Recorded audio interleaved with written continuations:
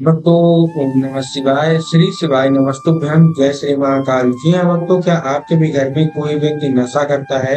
उसके नशे से आप लोग बिल्कुल परेशान हो चुके हैं।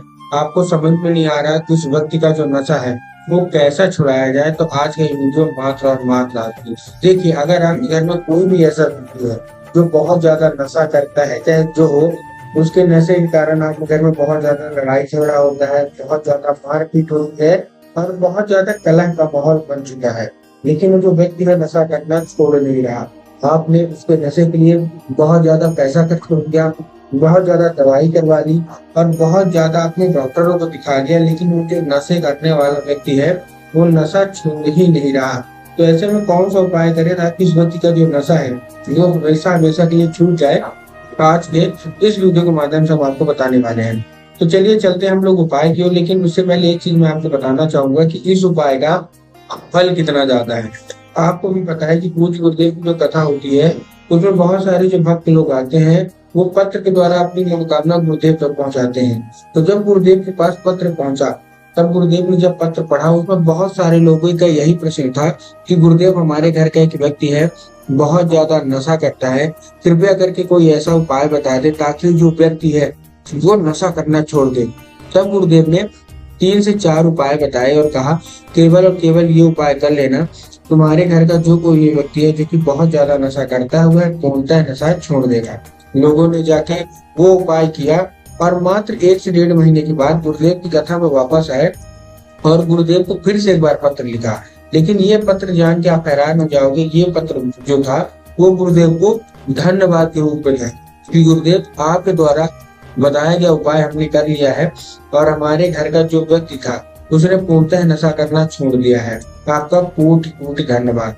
तो अगर आपको भी जानना है कि आखिर ऐसा कौन सा उपाय है जिसको करने मात्र से ही जो लोग हैं उनका जो नशा है वो समाप्त हो जाता है, तो चलिए चलते हम लोग उपाय की ओर। लेकिन उससे पहले चैनल पे अगर पहली बार आए हैं और आवाज मेरी पहली बार सुन रहे हैं तो वीडियो को कर दे लाइक और चैनल को कर ले सब्सक्राइब, ताकि पूज्य पंडित प्रदीप जी मिश्रा के रोज नए नए उपाय जो कि मैं उनकी कथा से सुनता हूँ, श्रवण करता हूँ, सबसे पहले मैं आपको प्राप्त करा सकूँ। तो देखिए, अलग अलग तरह के उपाय हैं। ठीक, मैं आपको 2 से 3 उपाय बताऊंगा। औषधि वाला भी उपाय बताऊंगा जिसको आपको चाय में मिला के आपको औषधि करवाना है। लेकिन उससे पहले मैं आपको एक उपाय ऐसा बताऊंगा जिसको आपको उसी व्यक्ति से कराना है जो कि आपके घर में नशा करता है। उसके बाद हम जो उपाय बताएंगे उसके बाद भी उपाय बताएंगे। तो देखिए, जो हमारा पहला उपाय है जो कि आपको अपने घर के उसी व्यक्ति से कराना है जो कि आपके घर में बहुत ज्यादा नशा करता है। इस उपाय में आपको चाहिए क्या?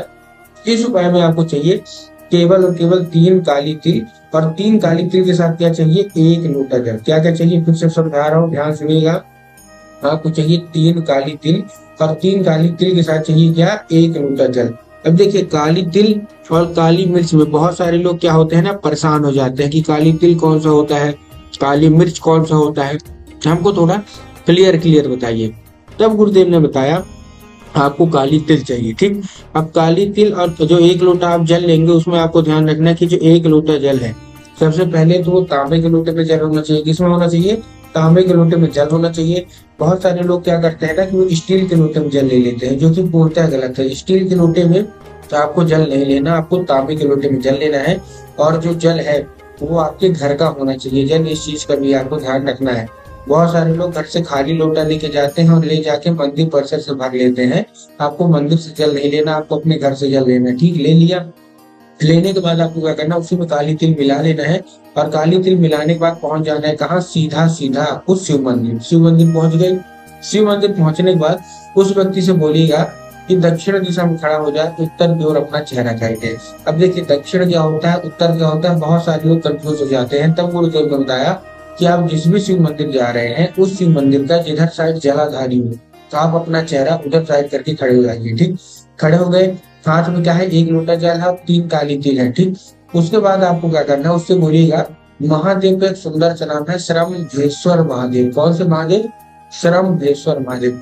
तो उसको बोलिए कि श्रमभेश्वर महादेव का नाम लेके उन्हीं का स्मरण करके क्या करे, वो जो जल है वो अर्पित करके। पूज्य गुरुदेव कहते हैं कि महादेव इतने सरल हैं कि अगर और वो कोई उपाय नहीं करता, केवल और केवल ब्रह्मेश्वर महादेव का ये उपाय कर लेता है 1 से 1.5 महीना, तो उसका जितना भी नशा है, सारा का सारा नशा जो है महादेव समाप्त कर ही कर देते हैं। ठीक। अब देखिए, हमको भी पता है और आपको भी पता है कि जो कोई भी व्यक्ति घर का नशा करता है, उसका जो मन है वो पूजा पाठ में तो लगता नहीं है, ना कोई उपाय में लगता। तो जब आप उसका जो नशा है वो कैसे छुड़वाएंगे, अब हम उसकी बात कर लेते हैं। ठीक।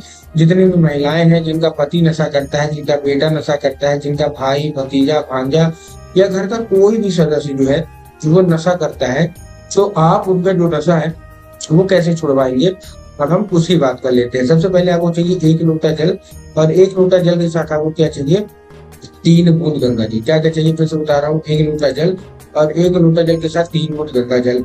ये लेके आपको कहाँ पहुंच जाना है, सीधा सीधा शिव मंदिर, और बाबा भोलेनाथ को आपको अर्पित करना है एक नाम लेके। महादेव का एक सुंदर सा नाम है तुंडकेश्वर महादेव। तो आपको क्या करना है, तुंडकेश्वर महादेव का नाम लेके तो आपको क्या कर देना है, अर्पित कर देना है। ठीक। आपने अर्पित कर दिया।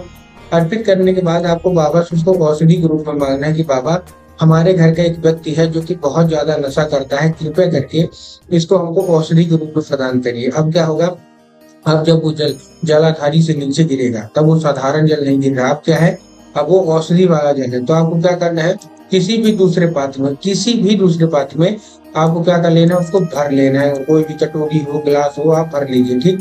भर लिया। भरने के बाद आपको क्या करना है, जैसे आप उसको भर लेंगे, उसको लेके चुपचाप आप घर आ जाइए। ठीक।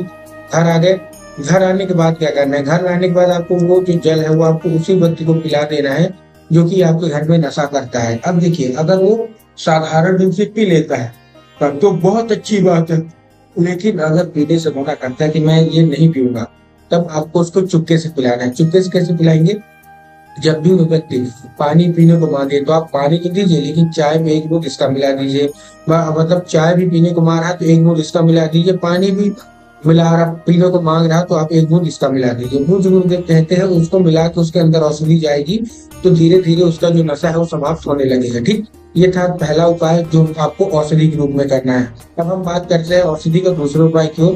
ये उपाय आपको बेलपत्र से करना है। करना कैसे, आपको लेना है 3 बेलपत्र। कितनी, 3 बेलपत्र आप ले लीजिए। अब देखिए, जब आप बेलपत्र लेंगे तब आपको ध्यान रखना कि बेलपत्र कहीं से भी कटा फटा नहीं होना चाहिए, कहीं से खंडित नहीं होना चाहिए, कहीं से मुरझाया हुआ नहीं होना चाहिए। बहुत सारे लोग गलती क्या करते हैं कि वो एक पत्ती को ही बेलपत्र मान लेते हैं, जो कि पूर्णतः गलत है।